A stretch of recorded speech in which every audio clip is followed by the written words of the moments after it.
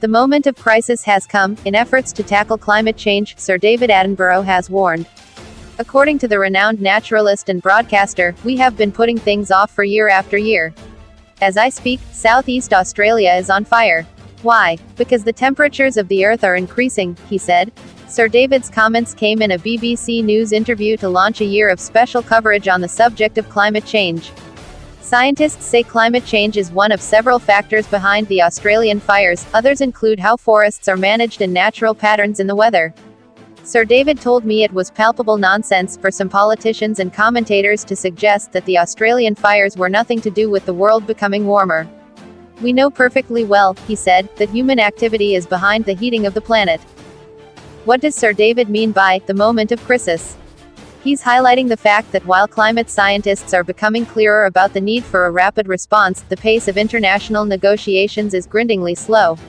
The most recent talks, in Madrid last month, were branded a disappointment by the UN Secretary-General, the British government and others. Decisions on key issues were put off and several countries including Australia and Brazil were accused of trying to dodge their commitments. We have to realize that this is not playing games, Sir David said. This is not just having a nice little debate, arguments and then coming away with a compromise.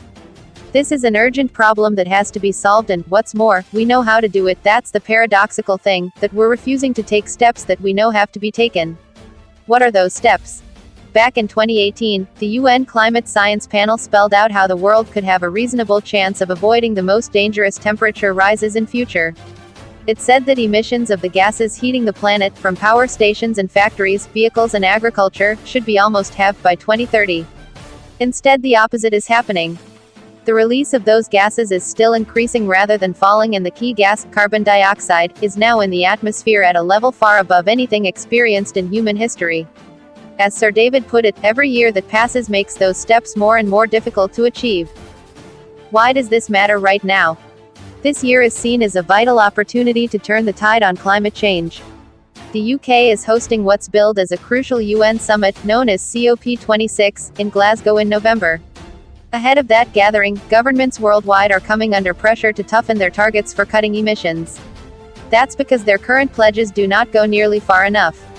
Assuming they are delivered as promised, and there's no guarantee of that, there could still be a rise in the global average temperature of more than 3°C by the end of the century, compared to pre-industrial levels. The latest assessment by the UN's Intergovernmental Panel on Climate Change, IPCC, lays bare the dangers of that. It suggests that a rise of anything above 1.5°C would mean that coastal flooding, heatwaves and damage to coral reefs would become more severe. And the latest figures show that the world has already warmed by just over 1°C. What happens next? As things stand, further heating looks inevitable. We're already living in a changed world, according to Professor Ed Hawkins of the University of Reading, a scientist whose depictions of global warming have often gone viral on social media. He uses bold-colored stripes to show how much each year's temperature is above or below average, different shades of red for warmer and blue for colder. The designs now adorn t-shirts, scarves and even a tram in Germany. At the moment, Professor Hawkins uses dark red to denote the highest level of warming, but regions such as the Arctic Ocean have seen that maximum level year after year. Such is the scale of change that he's having to search for new colors. I'm thinking about adding dark purple or even black, he told me, to convey future increases in temperature. People might think climate change is a distant prospect, but we're seeing so many examples around the world, like in Australia, of new records and new extremes.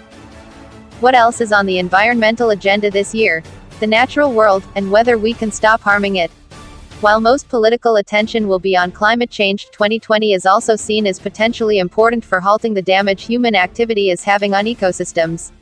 Sir David has a blunt explanation for why this matters. We actually depend upon the natural world for every breath of air we take and every mouthful of food that we eat. World leaders are being invited to the Chinese city of Kunming for a major conference on how to safeguard nature. A landmark report last year warned that as many as 1 million species of animals, insects and plants are threatened with extinction in the coming decades. A more recent study found that the growth of cities, the clearing of forests for farming and the soaring demand for fish had significantly altered nearly 3/4 of the land and more than 2/3 of the oceans. One of the scientists involved, Professor Andy Purvis of the Natural History Museum in London, says that by undermining important habitats, we're hacking away at our safety net, we're trashing environments we depend on. He points to the impact of everything from the use of palm oil in processed food and shampoo to the pressures created by fast fashion. And while the need for conservation is understood in many developed countries, Professor Purvis says, we've exported the damage to countries too poor to handle the environmental cost of what they're selling to us. The gathering in Kunming takes place in October, a month before the UN Climate Summit in Glasgow, confirming this year is crucial for our relations with the planet.